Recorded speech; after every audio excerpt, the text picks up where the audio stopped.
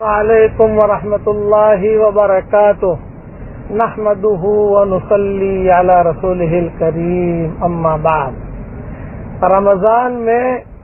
ایک سبق رمضان کے متعلق اور سن لیجئے۔ آج تو میں چاہتا ہوں کہ ہم سب اپنے لیے جنت کے اندر ایک محل بنا دیں۔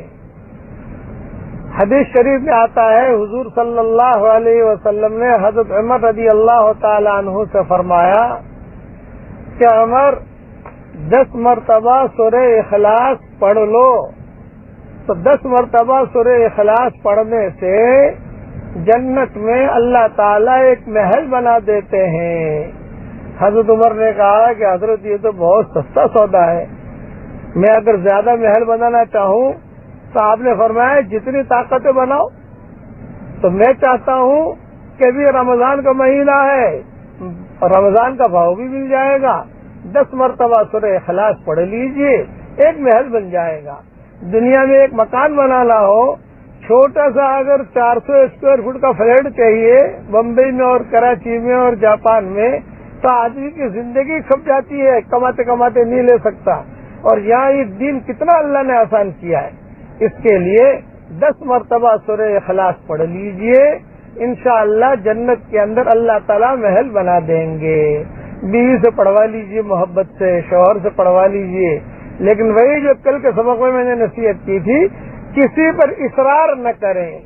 پڑھا کہ نہیں پڑھا، بعض عورتوں کی عادت ہوتی ہے وہ چمٹ جاتی ہیں اس مسئلے کے اندر، پڑھیے پڑھیے پڑھیے،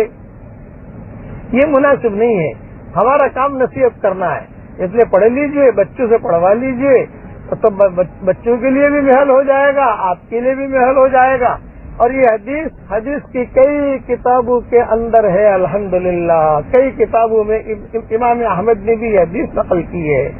اللہ تعالی ہم سب کے لیے جنت میں محل بنائے، اور اللہ تعالیٰ بھی اس محل کی حفاظت بھی کرے، اور اس محل میں ہم سب کو اللہ جنت میں داخل بھی کرے، کہ اللہ تعالیٰ ہم سب کے روزوں کو اللہ قبول کرے، اور ریان دروازے سے ہم سب کے لیے جنت میں داخلہ اللہ مقدر فرمائے۔ اور جو ناجائز عشق میں مبتلا ہوں، چاہے مرد ہو، چاہے عورتیں ہوں، چاہے لڑکے ہوں، لڑکیاں ہوں، اللہ تعالیٰ ناجائز عشق سے ان کی حفاظت کرے، اور اللہ اپنی محبت اور حضور صلی اللہ علیہ وسلم کی محبت ہمارے دلوں میں اللہ تعالیٰ پیدا کرے۔ اور بہت آسان نسخہ ہے، اگر اللہ کی محبت دل میں لانی ہے تو حضور صلی اللہ علیہ وسلم کے پیچھے پیچھے چلیے، کہ اللہ تعالیٰ ہمیں سنتوں پر عمل کرنے کی توفیق عطا فرمائے۔ اور امت کا جو بھی مرد اور جس لائن کی پریشانی میں مبتلا ہو، کوئی جادو میں مبتلا ہے، کوئی جو ہے جنات کے مرض میں مبتلا ہے، کوئی کینسر میں مبتلا ہے، کوئی روحانی مرض میں مبتلا ہے، کسی کی آنکھیں میلی ہیں، کسی کا دل میلا ہے، کسی کے بسترے گندے ہیں، کسی کے روزی جو ہے خراب ہے، جو بھی بیماریاں ہوں ظاہر یعنی روحانی اور جسمانی، اللہ تعالیٰ اس سے ہم سب کی پوری حفاظت فرمائے، کہ اللہ تعالیٰ مدینہ منورہ کے برکات ساری دنیا میں اللہ تعالیٰ عام اور تام فرمائے۔ جو حضور صلی اللہ علیہ وسلم نے اور صحابہ نے یہاں محنتیں کی تھی، اور جو قربانیاں دی تھی، اور اس قربانیوں کو اللہ تعالیٰ پھر سے ساری دنیا کے اندر، اسی لیے اقبال کا شعر یاد آتا ہے کہ وادی فاراں کے پھر ہر ذرے کو چمکا دے۔ وادی فاراں مدینہ مکہ کی وادی کو کہتے ہیں، کہ وادی فاراں کے پھر ہر ذرے کو چمکا دے، کہ اللہ تعالیٰ پھر سے اس مسلمانوں کو